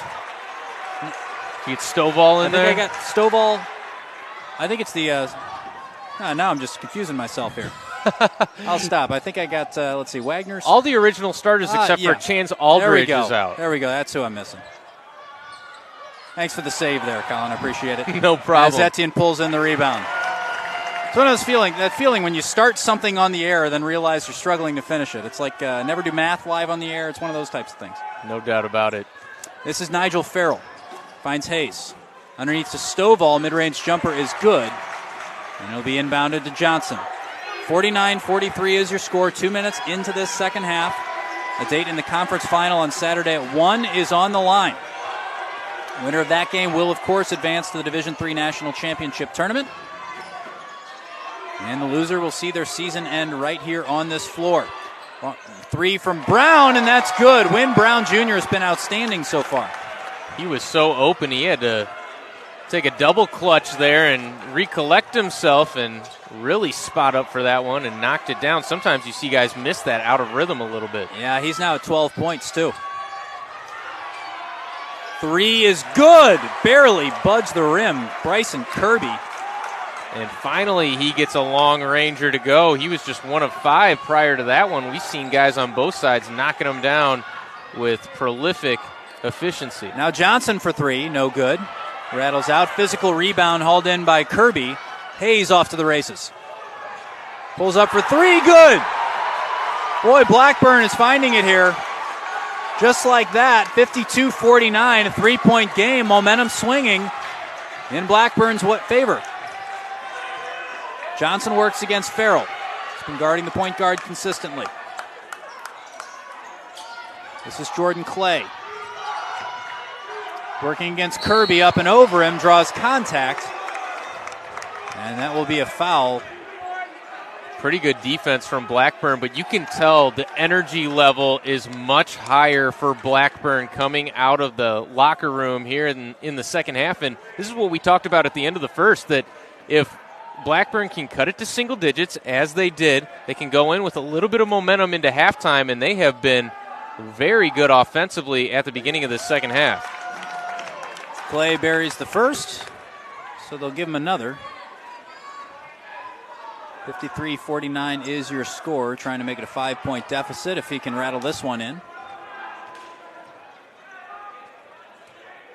Crowd files back in from the concession stand at halftime as Clay buries it. 16 minutes, 45 seconds remaining in this game. This is Kirby on Nigel Farrell. He's got Stovall, Hayes, Kirby, and Wagner alongside him. Got it right that time. Stovall. Bounce pass to Wagner in the corner all the way across to Hayes for three. No good. It was short. Now Kirby up top. Nigel Farrell drives. Pulls up. Fakes out Tankins and puts it in. Beautiful shot fake. Again, the cerebral ball that Nigel Farrell plays just always makes the right decision. He does, and that made it look easy against the Defensive Player of the Year. And now a turnover from Webster. Blackburn, a chance to tie it. Yeah, you can tell the intensity from Blackburn and those early threes. Maybe getting in a few Gorlock kitchens at the moment. And how about the offensive start for Blackburn here in the second half? 15 points already, 6 of 8 from the floor. They scored 36 in the first half. They're nearly halfway there, 4 minutes into the second half. Stovall against Tankins. Number one against number one. Nigel Farrell regains, finds Hayes, Kirby, and then Farrell gets it back. In the middle for Stovall, blocked by Tankins. Kirby tosses one up, 2 seconds on the shot clock, had to do it, and Clay hauls in the rebound. Josh Johnson will bring it across, leave it for Win Brown Jr. David Lopez getting ready to check in. Josh Johnson thinks about the shot, takes the pick from Tankins. 8 on the shot clock. Play underneath. This is Etienne. 5 seconds. Etienne with the right. Good. How about that jab step towards the baseline and then a hard drive into the paint? Beautifully done by Etienne. Really nice. It's that raw power, but then he's got the touch with the fingertips to just let it drift over the rim. Stovall into the middle against Tankins. No good. Win Brown Jr. there to pick up the rebound against Hayes. That ball is going to go out of bounds on the baseline. Heads up play by Clay. He knows that if he touches it, it goes out. He might lose it. He lets it run all the way to the baseline so they get it underneath. I'm surprised that no one decided to make a play on that basketball. Stovall was there, had a chance at going after it. Nigel Farrell and, as well as you mentioned, Jordan Clay, they all let it go, and it goes out of bounds, and it'll stay with Webster, a break for the Gorlocks. They were all riding out the foul ball. Yeah, exactly. It's that bunt that just kind of stays on the line. Exactly, waiting for it to spin foul, and it just somehow stays fair. That's what we saw right there. That's what it was as they tossed T-shirts out to the crowd. Great atmosphere in here. Again, you cannot say enough what the SLIAC conference has done to put on a show here tonight in our first game. The energy was great, and it's been taken to another level. These home fans have really shown out as they are making their voices heard right now and throughout this ball game. Just for a second there, I thought I might end up with the T-shirt off the tip. It was kind of drifting this way, but we'll have to wait. Well, we see where your head's at, Tom. Clearly not in the game. You're only looking for T-shirts out here on the T-shirt tosses. You know, it's a timeout, and there's a guy standing in front of me tossing a T-shirt. It's hard not to notice. And the fans standing up, waving their arms. I stand by my level of focus at this point. Tom, you have been holding it together, especially in that first game, and I appreciate you with that lightning quick style that we had. I was having a little bit of trouble keeping up, and you were there to pick me up, so I appreciate you on that one. I do what I can, Colin. True pro, Tom Eichwald, ladies and gentlemen. Thank you, Colin Surrey. And a way to work James O'Sullivan into this. See if he's paying attention down there. Ball bounces out. He is not, but he's doing a nice job on production. And we're having all this fun beneath the auspices of our boss, Tim Miller. Auspices? Yes. Nice word. Thank you. Thank you. You know you've been on the air for a few hours now when you start just using fun words and complimenting each other on it. This is Jordan Clay. Rattles one out. 14:35 to go as we reset 56-51. Webster with a 5-point lead. Give me a minute. I got to pull out my thesaurus, try to keep pace with you here. I'll let you do that. The Webster was looking like they were going to get to a little bit more comfortable territory. Blackburn surged at the start of this half. And that bucket makes it a 6-point game. And more importantly, a little bit of time off the clock lets some steam off, and Blackburn maybe the momentum trying to dampen it a little bit. 3 Blackburn Beavers getting ready to check into the game. Nigel Farrell inside for Stovall. Wagner into the corner for Lopez for 3, no good. Etienne gets a hand on it, but can't keep it in. I think Actually went out off of Blackburn. I think that was one of those classic situations where it was off of the Gorlocks, but probably a foul there on the rebounding attempt, so they give the ball to Webster. It is Gorlock ball. Win Brown Jr., newcomer of the year in the conference.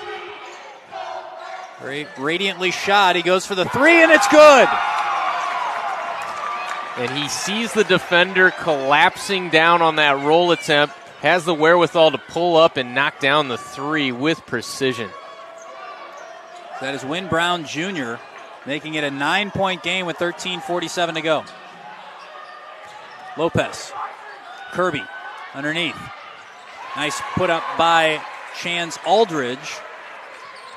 Won an award himself for 6th Man of the Year.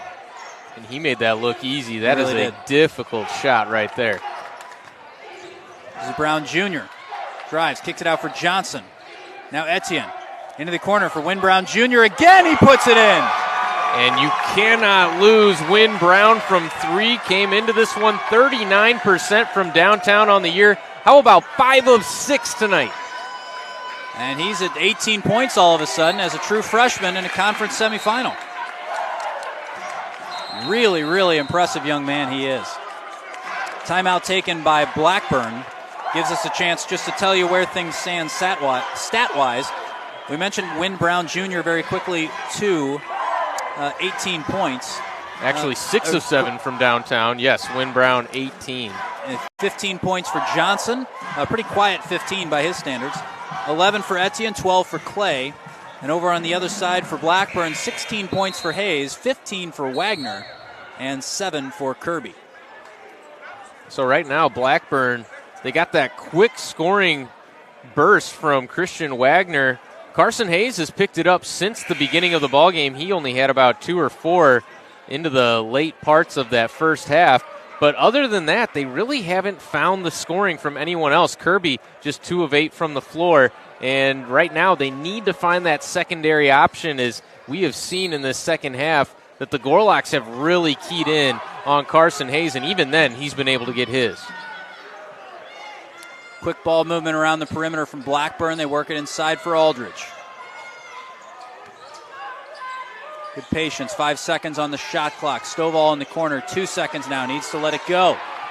Aldridge will get it away just in time. No good. And rebound falls to Etienne. Now Win Brown Jr. Look at the speed he takes off with. Clay up and not in. Good pressure defensively there by, that was number 24, Tim Marston. 3-point attempt no good. Marston with the rebound up top for Stovall. Well, he thought Clay was going to slam one, but Marston just got his frame in the way. I was going to comment just how long Clay was in the air right there. It seemed like he was never going to come down. They can jump out of the gym. And they get a travel. And that will be Webster ball. And again, a great sign of sportsmanship there as they help Stovall to his feet. It was Josh Johnson and Ethan Hughes helping him up. And Josh Johnson does it all. He cleans the floor up. He scores points. He plays tremendous defense. The player of the year in the SLIAC, showing off his versatility. Very good, very good. Like to see him get a little bit lower on the center of gravity on the floor wipe. Get a little bit better control over that. But needs to work on his technique. Get parallel. Come on. He does. Some extra reps at practice. But in all seriousness, though, it is, when you got a player like that who just wants to get on with the game, he'll wipe the floor if he has to keep things moving. Marston puts it. Correction, that is Ethan Hughes who puts it in. How about the no-look dime from Josh Johnson? What a pass. Feeling good. No-look pass into Aldridge, too. This is Nigel Farrell. Aldridge can't find Wagner. Johnson lets it go. Oh, and they say he touched it. Looked like he might have gotten just a fingertip on his right hand to it before it went out of bounds. And I think it was tipped by Webster prior to him trying to go save it. So I think it was going to be out on them either way. But something that stood out to me there, Farrell finding his way into the short corner when you can't pass it into those areas of the zone where it's effective. Dribble there. Aldridge went for the shot, but it just slipped right out of his hands. Webster ball. Win Brown Jr. He's got Johnson, Etienne, Clay, and Wagner alongside of him. That's Nick Wagner. And on the floor for Blackburn, you have Hayes, Aldridge, Nigel Farrell, Wagner, and Stovall. And we're going to get a travel called against Ethan Hughes.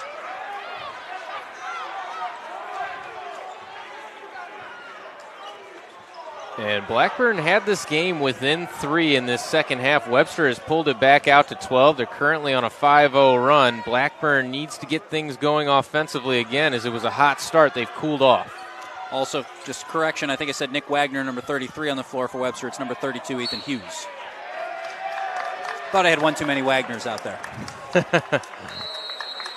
And we get a timeout taken by Blackburn with 10:56 to go. Want to say a thank you to all of the SLIAC member schools who make it possible for us to bring you this game.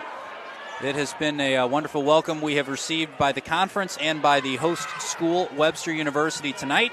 And we imagine we'll get the same welcome tomorrow night when the women's tournament gets going. And you have those games, Colin. Any sneak peek of what we can expect from those? Well, we can expect more fun, more great atmosphere here at Webster as both of the conference tournaments being hosted here. Webster, the conference regular season conference champions in the SLIAC, will go at it as the 1 seed. And we see a lot of repeat teams in that one, as we'll have also the winners of our first game in that one, as it was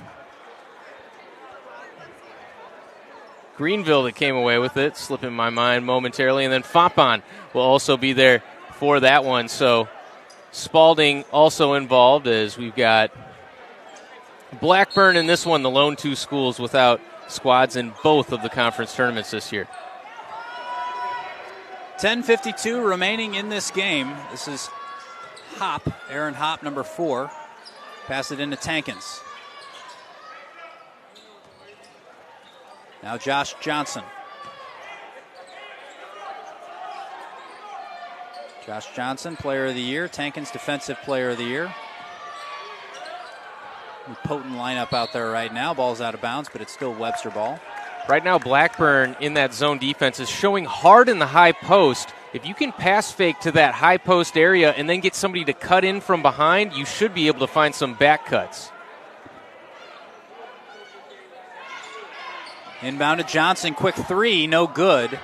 Rebound pulled in by Aldridge. And he's going to go and lose it. It'll be Webster ball. 10 minutes, 21 seconds. Been a full evening of basketball, as Aaron, I was looking at Aaron Hopp when I said this.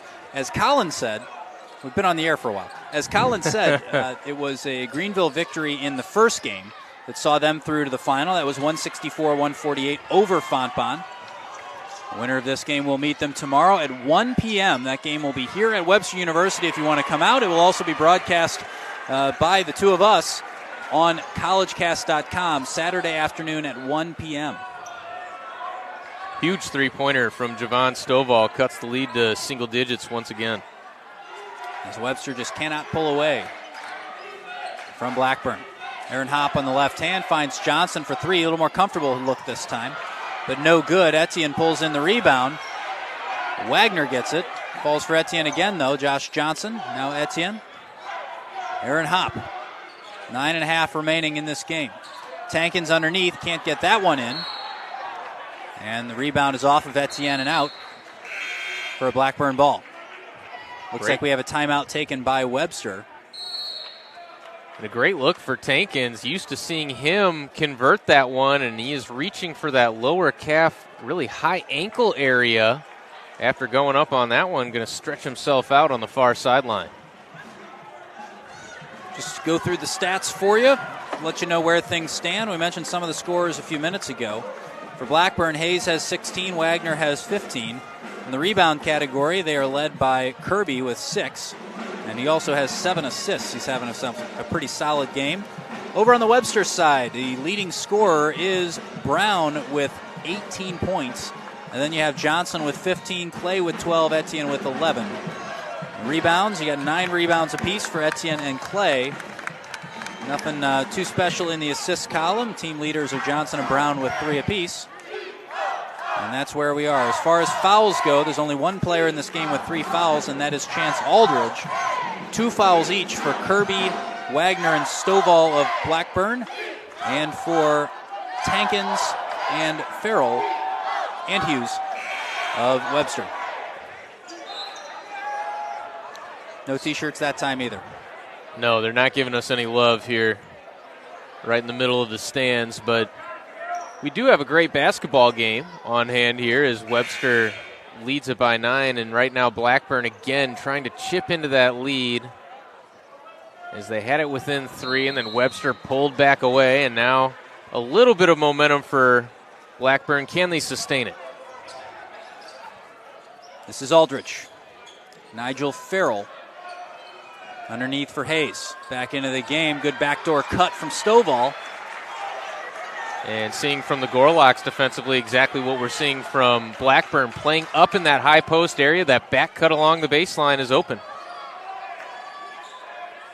Win Brown Jr. Underneath, this is Jordan Clay. Clay, right-handed hook, and that's in. Nice finish. We mentioned he can jump, but also great touch. Really well defended by Christian Wagner, and that's just a situation of good offense beating good defense. Wagner, Stovall in the corner. Now Hayes, pump fake and shot, good. Needed the hand in his face in order to knock it down, I guess. I guess it helps with the visual depth perception, maybe. I don't know. 67-60 is your score. A game where Webster has looked good at times, but Blackburn just keeps coming back. And we figured it would be a close game down to the wire. Right now it's a 10-point lead. That's as big as it's been in quite a while.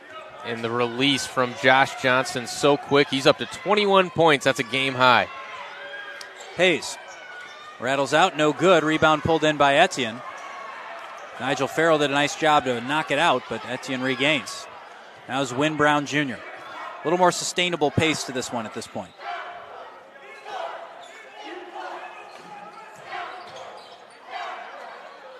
Josh Johnson. Etienne goes low against Stovall. And ends up with Clay, who puts it up, no good. Puts his rebound up, no good. And Nigel Farrell knocks it out all the way back. Win will let it ride. And Webster will start all over again as Aaron Hopp comes in for Jordan Clay.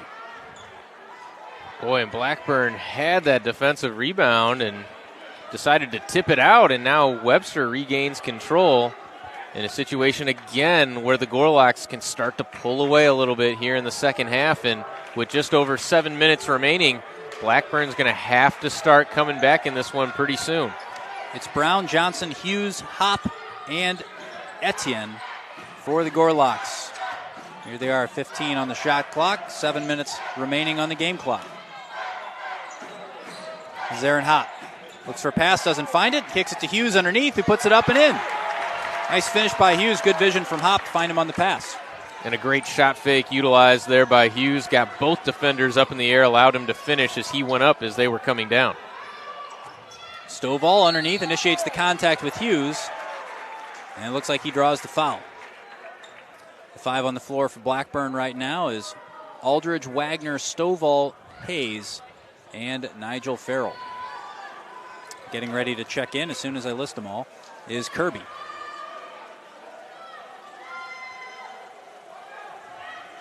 This is Stovall at the line, rattles one in. Kirby's on for Hayes, it looks like. And Wagner, that is David Wagner, number 14, or Christian Wagner, number 14 for Blackburn, got off to a hot start, nailed a couple threes early. It's been very quiet since. As quiet as you can be with 15 points. 10-point game, still 6 minutes, 40 seconds remaining. Tom Eichwald alongside Colin Surrey. We have James O'Sullivan on production and Tim Miller running the camera just above us.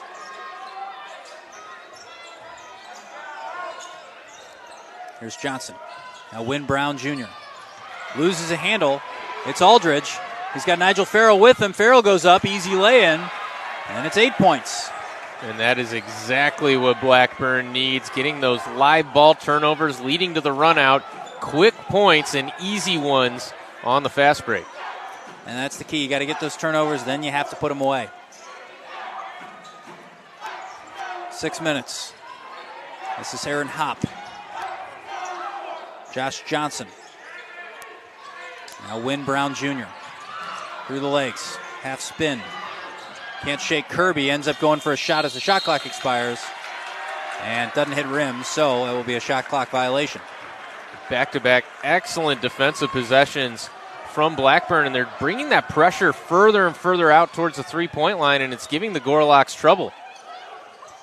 Aldridge into the corner for Wagner, trying to find it again. That one misses. Kirby can't bring in the rebound. It goes to the other number 4, Hopp. Tries to go behind the back, can't get it. Aldridge This is Kirby for three. No good. That would have been a big one.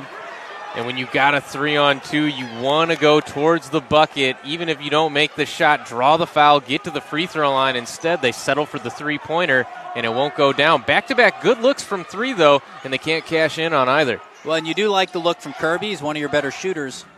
But as you said, do you take the 2 points there or draw the foul? Kirby over the top. Aldridge up against Hughes. Hughes goes up first. And Aldridge can't finish, thinks he was fouled. Wow, what a feed on the outlet, first of all.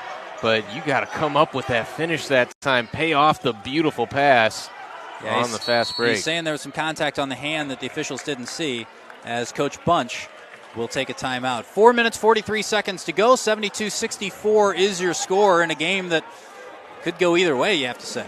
Absolutely, and certainly back to that last play, there was some contact there, but the refs have let them play in this one. In this second half, we have 3 total fouls called with 4:43 left to go in the second half. So, again, like we talked about in the last contest where you had to adjust to the referees with a lot of quick whistles, you have to adjust that they're going to let you play through the contact, and you have to not be expecting the foul when you go up with it, really be looking to finish on that bucket.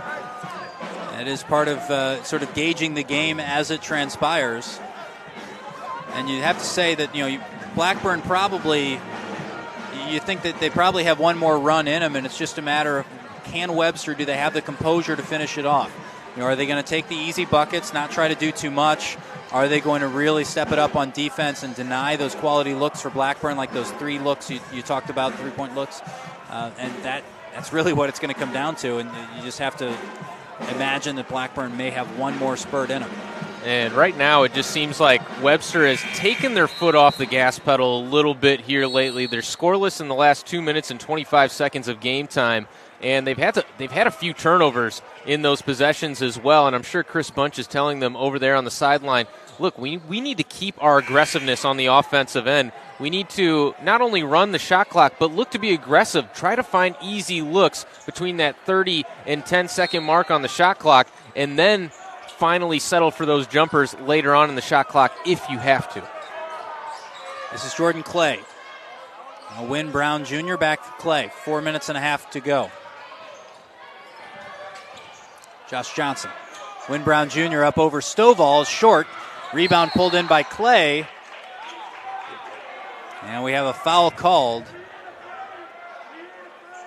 I think that's against Hayes from Blackburn. That is his first. Jordan Clay has a double-double on the night. 14 points, 11 boards for Clay. 10 boards for Etienne as well. He's got a double-double at 11 and 10.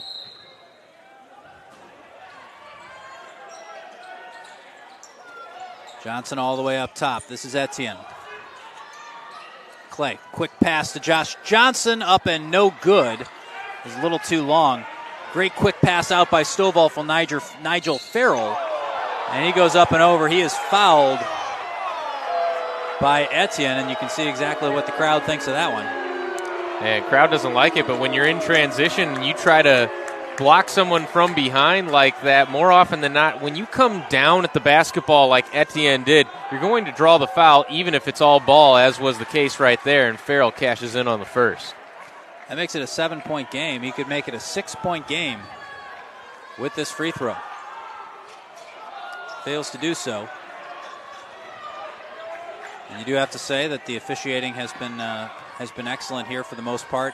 There's always going to be one or two that could go either way, and they are a lot closer than we are. Exactly, and it's easy to say one thing should have been called one way or another from where we're standing, but put us out there and imagine how many bad calls we would make. That announcers would be we wouldn't be out there second-guessing. anymore. We wouldn't be out there anymore. We'd have been booed off the floor by out now. of the gym. But when it comes to officiating, there's in any given game, in any given sport, there's going to be a few calls that you could probably argue either way that ultimately come down to some level of interpretation. The most important thing from officials is the tone they set and establish in the game. And so far, these officials have done a great job of setting a tone where they're going to let you play and establishing that and then letting it continue. They have not deviated from that at all in this game. The worst thing you can have from an official is an official who either doesn't set a tone or where the tone varies throughout the game and the players get confused about what they can get away with. We have not seen that here. No doubt about it. Even in our last game, I know a lot of the fans weren't happy with the amount of whistles that there were, but it was consistent throughout the game. It wasn't as if you were second-guessing why something was called the way that it was. There was that level of interpretation that you talk about, and it stayed consistent throughout. Well, and even the one in the last game with 20 seconds to go, you got a game that isn't going to change. The result's not going to change, but it's a foul in the first quarter. It's a foul with 20 seconds to go, and it was consistent. So it has been a very consistently and evenly officiated tournament so far. Clay goes up for the rebound, rips it away from Kirby with 3 minutes, 32 seconds remaining. This is Win Brown Jr. It is Brown, Johnson, Tankins, Etienne, and Clay still for Webster. Brown fakes the three, goes underneath, and Etienne is blocked.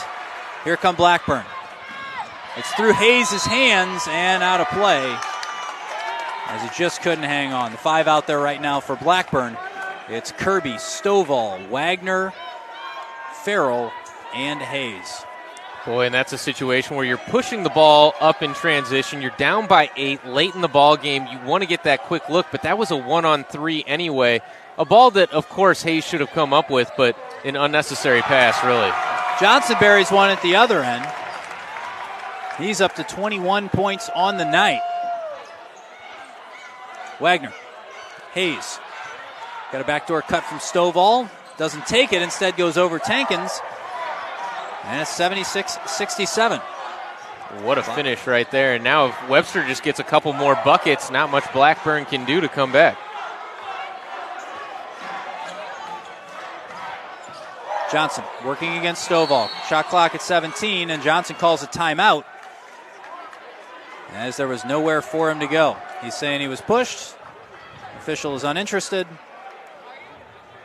The official did hear him out and then just walked away. You got to like that. Sometimes that's all you got to do. Heat of the moment, players' emotions are high. They're going to be very amped up about whatever the call just was. Sometimes it's best just to let them cool off, and it'll be interesting. A lot of good referees, you'll see that. It'll go in one ear, out the other while they're amped up. Out of this timeout, let's see if they have a conversation about what the call was. But a really heads-up play by Johnson right there. A senior had the composure to realize, look, I'm in a situation I don't want to be. We've got timeouts to burn. Why not take one? It does not hurt anything. We can start things over and really try to get a good look here with 16 left on the shot clock. And right now for Webster, composure matters more than ever. A big bucket here could be absolutely massive. It's Clay. All the way across for Etienne. Thinks about the two, doesn't take it. Now it's Win Brown Jr. Etienne, he's going to drive. Up and over Stovall, no good. Aldridge hooks it out. Falls for Etienne. Josh Johnson slows things down. You can see he might have thought about the long three, but instead he motions to slow down. Good composure. Clay underneath. This is Tankins up, blocked by Wagner. Correction, not Wagner. It's 4, not 14, so that's Kirby. And that is his 4th foul of the game.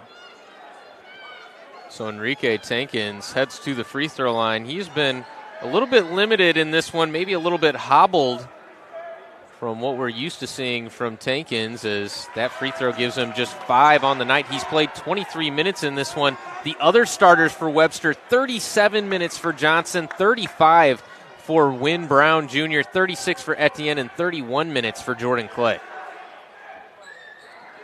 Tankins rattles him out. 77-67, 10-point game. 2 minutes on the clock. Farrell, Aldridge.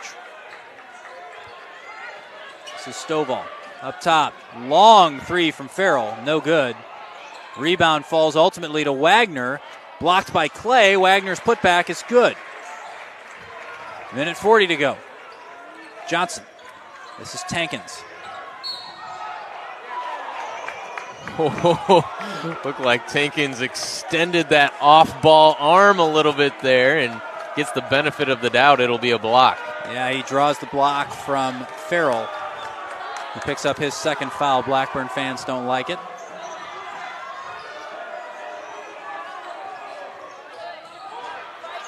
Webster fans not offering any consolation, I will say. No doubt about it, is they have been vocal and very involved in this game. Cannot give enough credit to the fan bases for both teams. Blackburn traveling so well in this one, and Webster making their voices heard in this home conference tournament situation. Here's Johnson working against Aldridge. 1:17. And with an 8-point game, you figure the fouls are coming. Should be the 7th team foul there, so 1-1 for Webster. As Johnson stretches to fight the cramps. He's got a game-high 21, the SLIAC Player of the Year, showing why he earned that title in this one. Yeah, he's been impressive. We pointed out that he didn't have the best start. There's been times tonight where he has tried to force something, but overall he has been consistent. He takes a lot of shots. That's the kind of player he is. And he's been a huge part of why Webster has a lead at this point. A couple of big free throws here. Tell you what, if I had his skill set, I'd be putting up twice as many shots as he's put up in this one. But then, you say, okay, well, he's a player who just likes to shoot. But he's also a player who knows the situation. You saw just a couple minutes ago. Instead of taking a ridiculously long three, he just motioned to everybody settle down. We got the lead. We're going to hang on and win this game. This is Farrell. Nobody to pass to. Eventually finds a friend in Kirby. Kirby, long fadeaway three, no good. Etienne hauls it in, trying to avoid the fouls. But instead he draws one from Farrell. It'll be his third. Boy, in a situation where you've got a guy he's really a combo guy. He can play guard or forward, but decides to push it down the floor in a situation like that. What a luxury to have guys at almost every position that can handle the basketball and avoid that steal. Etienne at the line. It's good. So he's got another one. Chance to make it a 12-point game. That is as big a lead thereabouts as we've had all night. Is it the biggest lead tonight? It is 1 point away. We had a 12-point lead at 72-60, and now again at 81-69. So 12 points. 58 seconds to go. Blackburn need a couple of quick ones to fall. Farrell gives it to Wagner.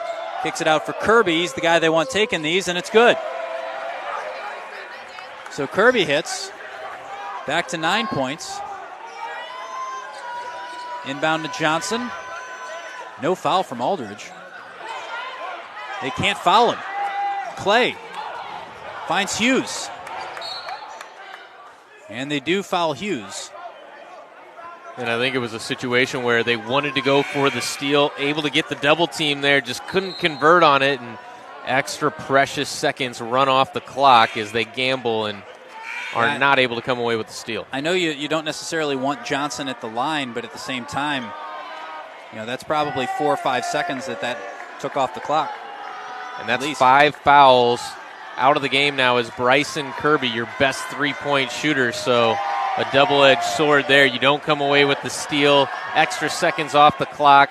And Kirby out of the game now with 5 personals. As you can hear, the Webster fans confident of the result. As Hughes goes to the line. Doesn't fall, 39 seconds, and a timeout taken by Stovall. So Blackburn not giving up, and it's going to come down to continuing to knock down those threes, but they have to come away with steals, and so far Webster has been so good with the basketball in this one, just 12 turnovers in this ball game. They came in averaging just 13.9 a game, and they're under that mark. Webster cheerleaders take the court. If this result stands, Webster has a date with Greenville on Saturday afternoon at 1 o'clock right here at Webster University. That game will be broadcast here on collegecast.com as well. But you don't have to wait that long for SLIAC basketball. Tomorrow evening, 5:30 and 7:30-ish, will be the women's semifinals, with the final of that one being Saturday at 7 p.m. Of course, rotate each year who gets the Friday semis, who gets the Thursday semis. So last year it was the women playing over in Greenville on Thursday night, followed by the men at Webster on Friday. And this year it's the men who play the Thursday semifinals and the women who play the Friday semifinals. I'll let you guess what happens next year.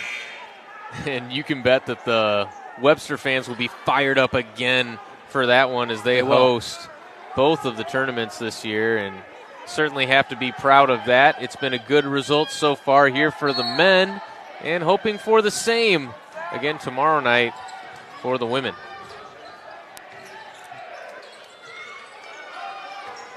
This is Farrell, 29 seconds. Long three attempted by Lopez is good. 6-point ball game. Clay inbounds for Hughes. They fight out the foul. Here's Etienne. The slam. 23.8 seconds to go. That makes it an 8-point game. Lopez into the corner for Stovall. Easy lay-in. 11 seconds to go. That makes it a 6-point game. 11 seconds. They need a quick foul here on Johnson, which they get from Lopez. Now I believe that is 10 team fouls, so it'll be 2 shots at the line to make it a 3-possession game and all but ice this one away for who better than Josh Johnson with a game-high 23 points. The Conference Player of the Year has the ball in his hands in the waning moments of this one. Definitely the guy you want taking this shot. Didn't even sniff a rim, did it? Did not, and that's what we've seen from him all night. Composure is there whenever his team needs it. He has had the answer. Second one just as pretty. That makes it an 8-point game. And his 25th point of the night. Hayes up ahead for Nigel Farrell. 3-point effort, no good. Rebound put back up, no good as well. And they will let this one ride out. Webster University, the Gorlocks take the semifinal. They advance to play the Greenville Panthers on Saturday at 1 p.m. It was far from a comfortable win for Webster, but in the end, they ground it out and come away with a deserved win. And they were consistent throughout this ball game. There were some mini runs where you thought maybe Blackburn had a chance to come back and take that lead in the second half, but Webster did a great job being able to recompose themselves, and really, Wynn Brown Jr. was so impressive as a freshman in this one. Often in these ones, you expect a Josh Johnson to come out and be effective and score 23 points, but how about the freshman? 18 points, 6 of 8 from downtown for a Wynn Brown Jr. He's got a bright future ahead of him at Webster University. He really does. Going to be a lot of fun to watch him develop, and we've had a lot of fun tonight bringing you these games. Once again, women's semifinals coming to you tomorrow evening starting at 5:30. Men's final on Saturday at 1. Women's final on Saturday at 7. Plenty more SLIAC basketball coming your way on prepcast.com. That's going to do it for us. For all of our crew, James O'Sullivan, Tim Miller, and Colin Surrey, my name is Tom Eichwald. Thanks for having us, and have a good night.